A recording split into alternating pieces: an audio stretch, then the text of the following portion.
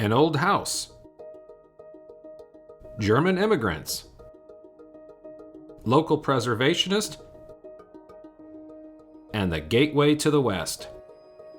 The Becker-Anthes House on the next STL Scene.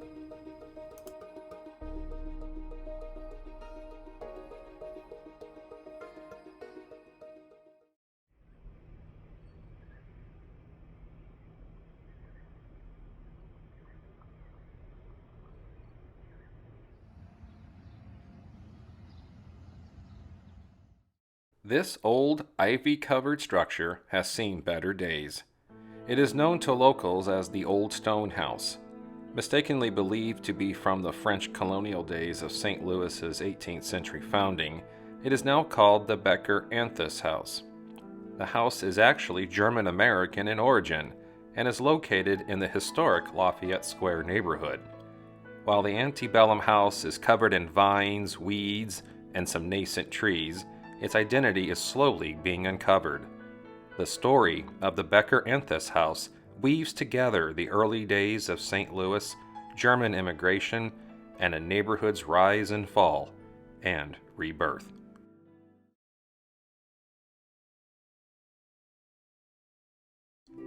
The stone house has been rumored to have originated shortly after St. Louis's founding in 1764. But the house was built much later, around 1844, by Peter Becker and his wife Maria, both German immigrants. Peter Becker was a cooper, a common vocation in those days. Coopers were skilled in making wooden caskets, barrels, buckets, troughs, and other timber-based containers. The site for Peter and Maria's house was a common pasture, prairie land for livestock to graze. It was also a place where criminals hid from the reach of the law. The Beckers built their house from blocks of limestone mined not far from their home, and before St. Louis became a red brick city. In 1850, the Beckers sold their house and land to George and Margaret Anthes, a German immigrant couple with 5 children, the national average in those days. The Anthes family would live there for 56 years until 1906. During their residence, the Anthes family added a rear brick addition, doubling their living space.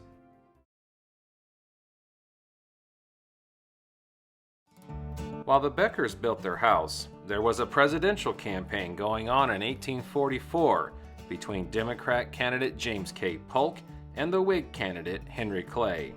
The national issues of the day were territorial expansion in the West, the expansion of slavery, and the annexation of the Republic of Texas. Future President Abraham Lincoln and his wife Mary Todd Lincoln moved into their beloved Springfield, Illinois home.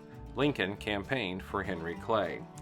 Inventor Samuel F.B. Morse demonstrated his telegraph communication machine's ability to send an electrical message from Washington, D.C. to Baltimore.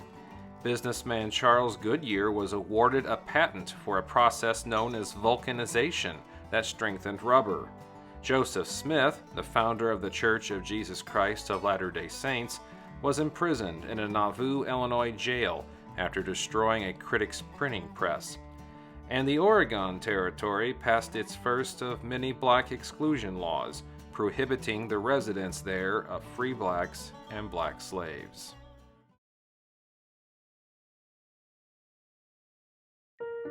The 1840s witnessed a wave of immigration to the United States, mostly from Ireland and Germany.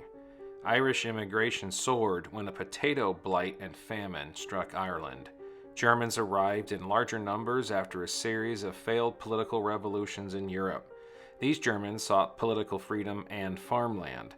All this immigration led to the creation of political organizations that were anti-Catholic and anti-immigration.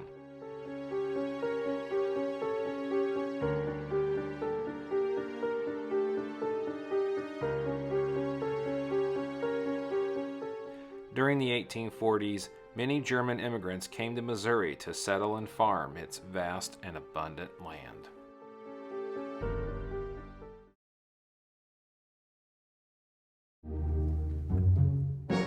St. Louis's oldest neighborhood, Lafayette Square began with the allocation of 30 acres of land for a city park which was platted in 1836.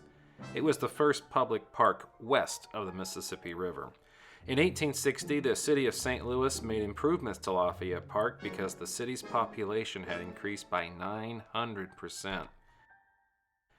During the post-Civil War years, Lafayette Square became a fashionable neighborhood with its French Second Empire and Victorian architectural styles.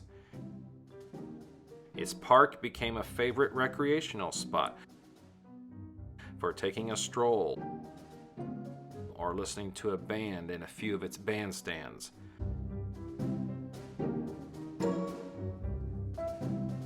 Lafayette Square served as the homes of a future U.S. Supreme Court Justice and 3 mayors of St. Louis.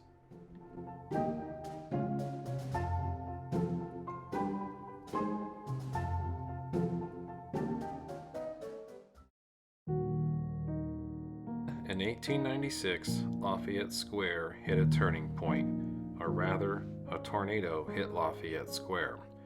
There's no doubt the Anthes family witnessed, along with her neighbors and other residents, the swath of destruction from the Great Cyclone of 1896. The park grounds were devastated.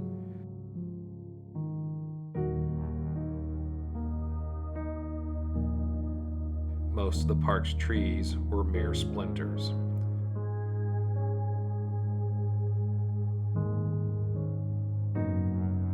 A large bandstand was blown off its foundation. Surrounding homes were extensively damaged or destroyed.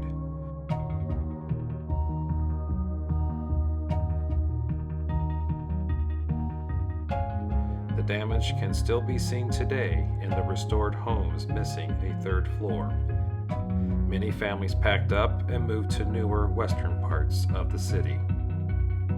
While the neighborhood rebuilt what it could and restored many of the elegant homes, the glory days of Lafayette Square were over. Many of the residences were converted to boarding houses and rental units, or became derelict during the first half of the 20th century. Not until the 1970s did the neighborhood undergo an urban renaissance, when groups of risk-taking preservationists purchased dilapidated houses at abject sums of money and painstakingly restored them.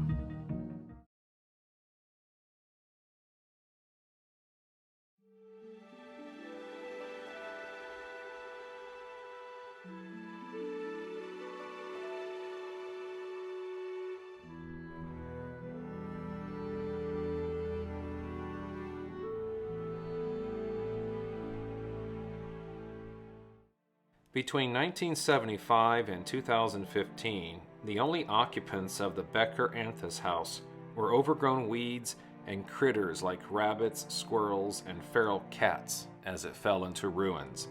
Eventually, the house fell into ownership by the city of St. Louis. In 2015, the house was loved once again by 2 locals. In a story written for St. Louis Public Radio, Lisa LaRose recounts her family's love of old buildings and how she and her husband, Mike Schrand, discovered, bought, and began the process of preserving the Becker-Anthes House.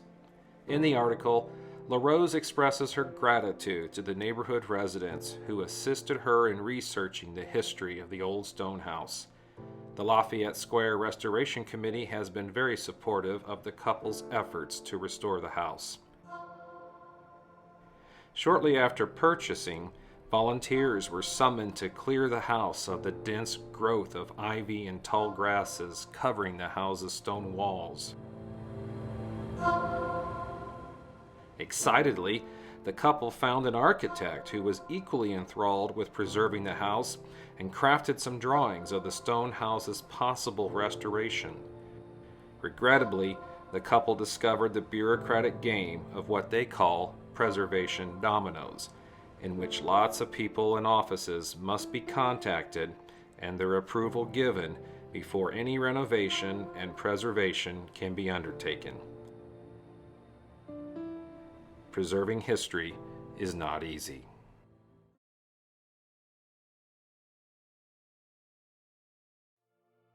As great as the neighborhood renaissance has been for Lafayette Square the past 5 decades, about 5 city blocks in its northwestern quadrant remain underdeveloped.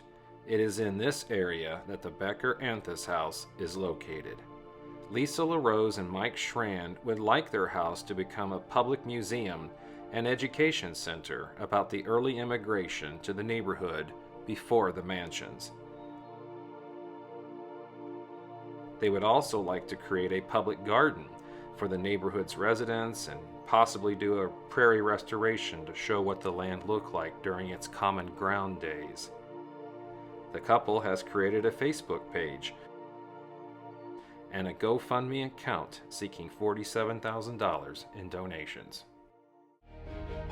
Recently, an urban developer has become part of the couple's preservation story. In 2018, HOK Group Incorporated, a St. Louis-based urban planning firm, announced it would transform 5 blocks of the northwest corridor of Lafayette Square into a dense, mixed-use urban center. The developers reached out to LaRose and Strand and have given their support for the restoration of the Becker-Anthes House and have taken the couple's house and ideas into consideration with their plans. Incorporating the antebellum stone house remains under development at this time.